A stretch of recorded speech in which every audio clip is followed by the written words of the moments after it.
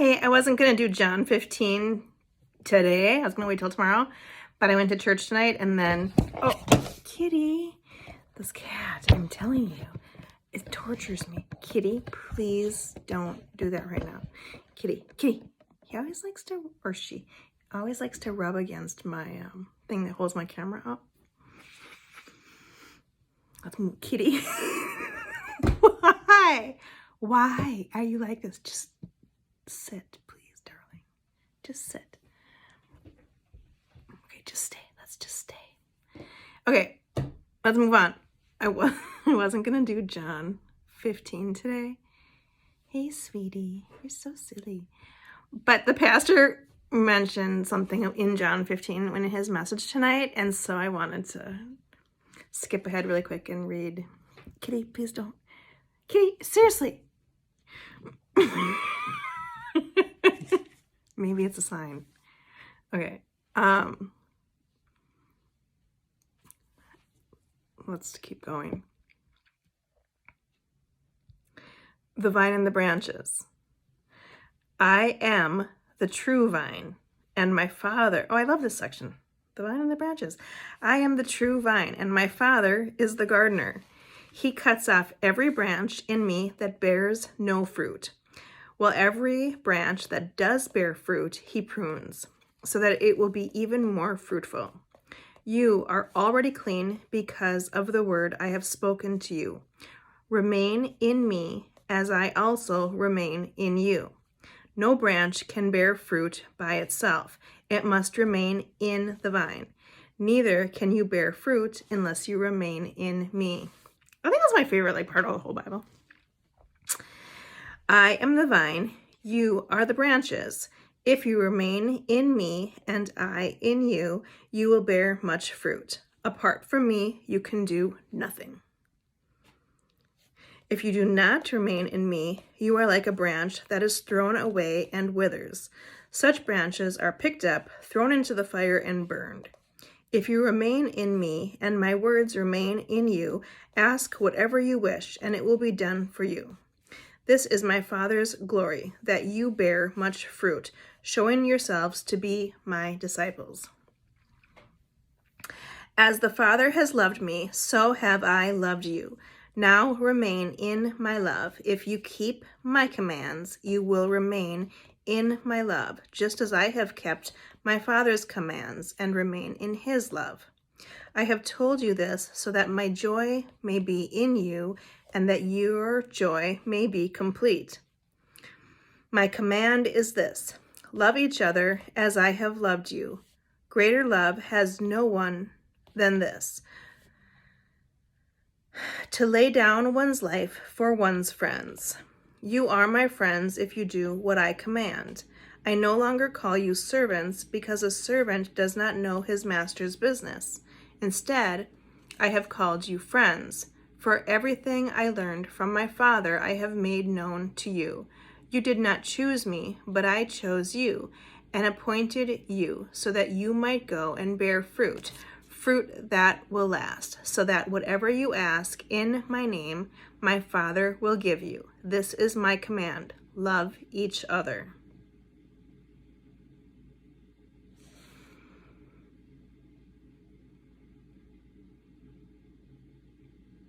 I'm trying to remember what the section was, what the verse was that the pastor quoted in John.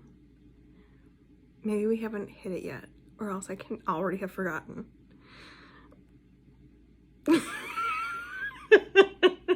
Speaking of that pastor, though, I love it when he laughs. Like, sometimes he makes a lot of jokes and stuff, and then, he'll laugh at stuff, and he's genuinely, he is kind of like an outwardly emotional person. Sometimes he'll cry, sometimes he'll laugh. He is emotionally expressive, and I like that about him. I think it is endearing, and it makes him relatable, normal. And I honestly think that's his strength. There's sometimes he doesn't show it. Sometimes he comes across very not in his heart, but just has the most adorable like smile when he laughs and stuff. I just think it's so sweet when he's always laughing.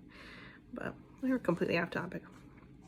I don't think I'm going to remember his quote or which verse it was. But regardless, it inspired me to read John 15, so let's keep going. The world hates the disciples. If the world hates you, keep in mind that it hated me first. If you belonged to the world, it would love you as its own. As it is, you do not belong to the world, but I have chosen you out of the world. That is why the world hates you. Remember what I told you. A servant is not greater than his master.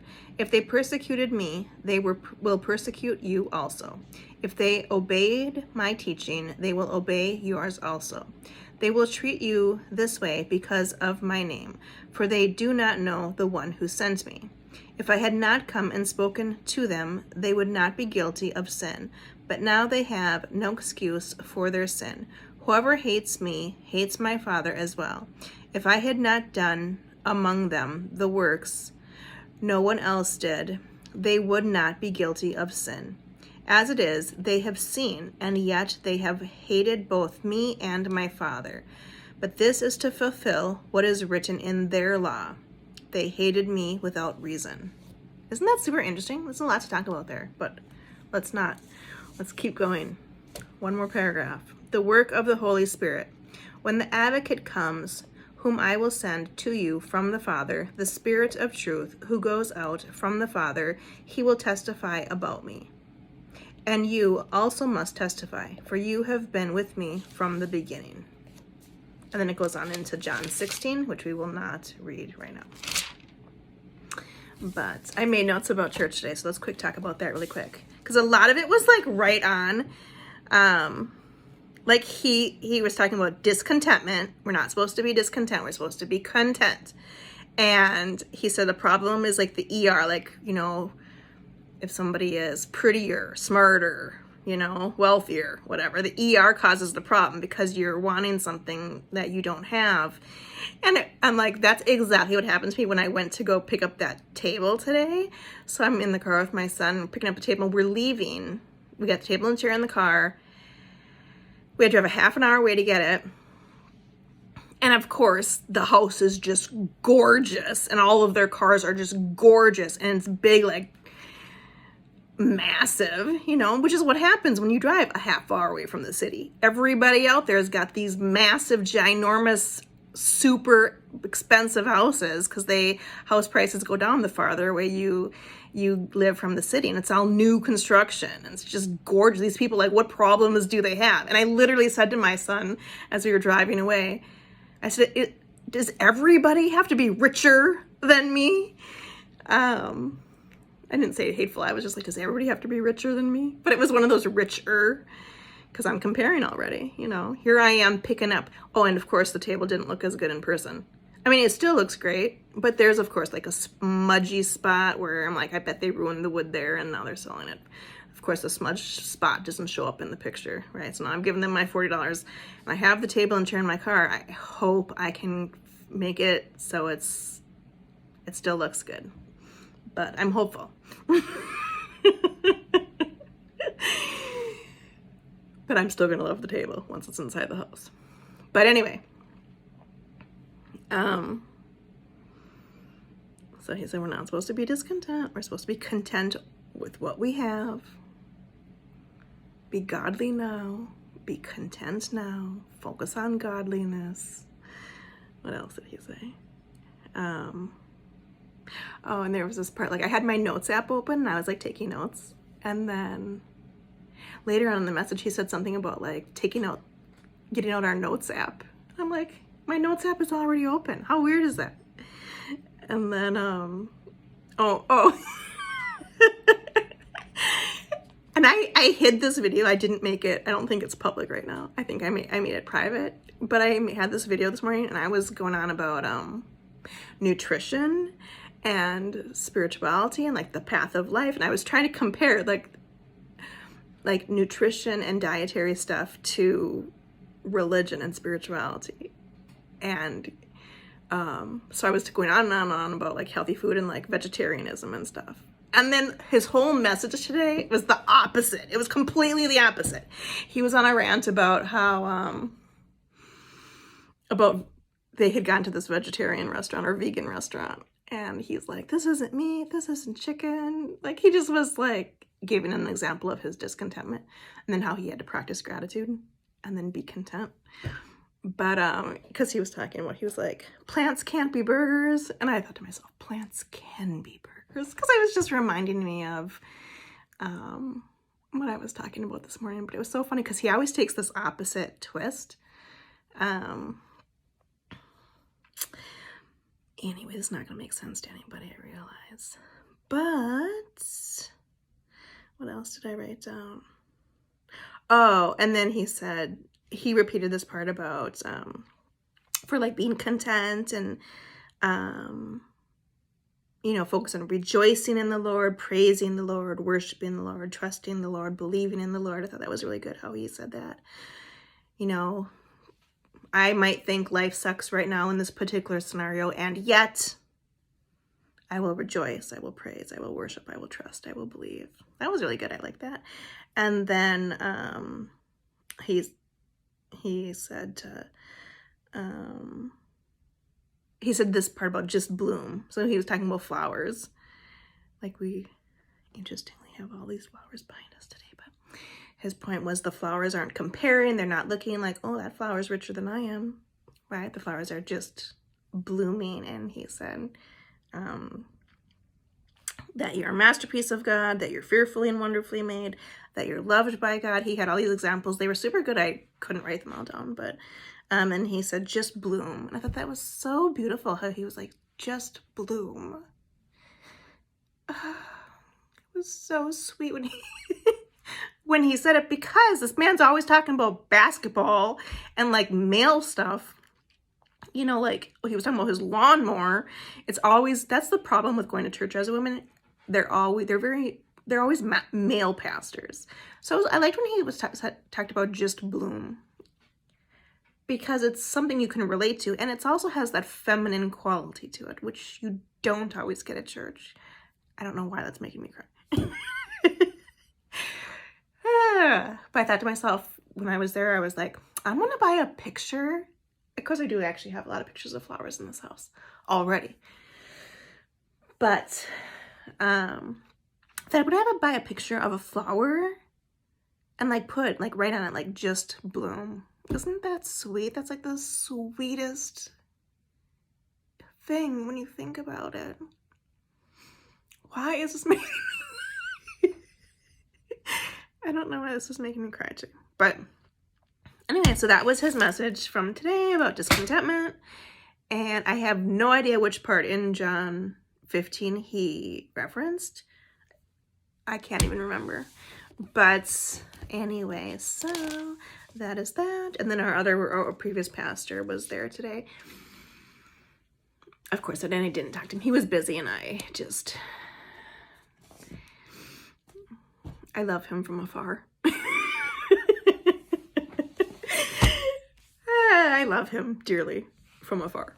So anyway, I had to go put air in my tires, and I was super nervous about it because I've never successfully put air in my tires. I've always needed other people to do it for me. But my tires were so low. They were all getting low. It almost stopped me from going to church because I was like, my tires are so low. I feel like this is not even safe. And I thought, well, maybe I should just get that oil change and get the tire, have them do the tires and do that. But I Googled it, and I was like, okay, well, they say that the tires can get super low when it's cold, super cold out. So it's not that my tires are going flat. They're just literally like, the air is just so cold. I can't even fill the tires up anymore. And so I was like, well, I should be able to successfully make it to church. And they have a gas station like half a block away. So if anything goes wrong, I'll be okay. And so then I did end up going to church. And then right afterwards, I was like, I gotta go get these tires. I gotta get some air in these tires. So then I went to the gas station, and I was able to successfully get them up to 35. So we'll see. Thank God, like I was like, so I have never successfully filled my car with air before, my tires with air. I think it's because I wasn't holding the thing on long enough. Like you really have to hold the thing on for a very long time to get them to beep where it gets up to 35. But I was talking to my friend, and because at first I was like, will you put air in my tires for me if I drive over to your house? If I drive over to your house and pick you up, will you put the air in my tires for me? And he said he couldn't do it because he was helping out somebody else. He was at the hospital with a friend, but I guess he's got like an air compressor at his house. Like he can put the air in the tires at his own house. I'm like, that is super cool. Like, had I known that, like, that's awesome. I didn't even know that was a thing that people could do that. But anyway, so, because then I got worried, like, well, what if my tires are too full of air now? When it gets warmer, maybe they're going to explode. This is my life. But then he was like, no, he said that wouldn't happen. And I was grateful for him. So anyway, let's give thanks for our friends that are helpful and know stuff that we don't know. And that's all